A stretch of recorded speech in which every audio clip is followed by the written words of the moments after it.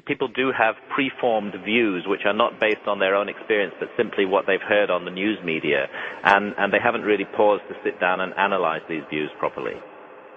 It's a sign of the madness and the criminal violence of our society that it dictates whether or not we may experience the healing effects of this plant. It is an extraordinary thing to call the consumption of marijuana a crime.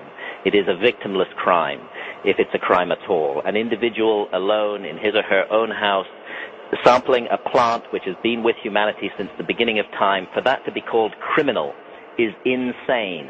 We live in an insane society that believes it has a right to patrol even our consciousness, not only to tell us how to behave out there in public, but to tell us actually what to think and what to experience. And that's the main objection to marijuana by our government, is the effect that it has on consciousness. And they don't care that it is a fantastic pain reliever, which it is.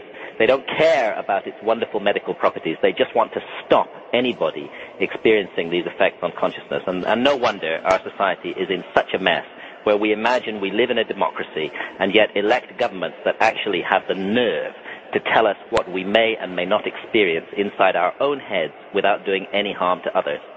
There is so much hypocrisy, so much humbug in government positions on these matters.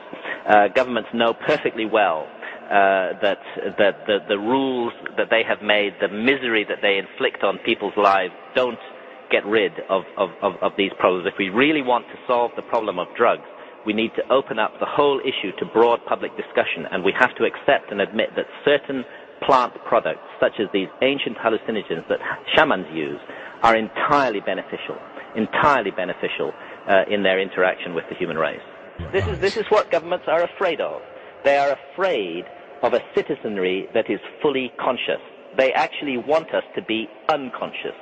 They want us to simply focus on this alert, problem-solving, competitive mentality that makes us good consumers and good competitors in the business place.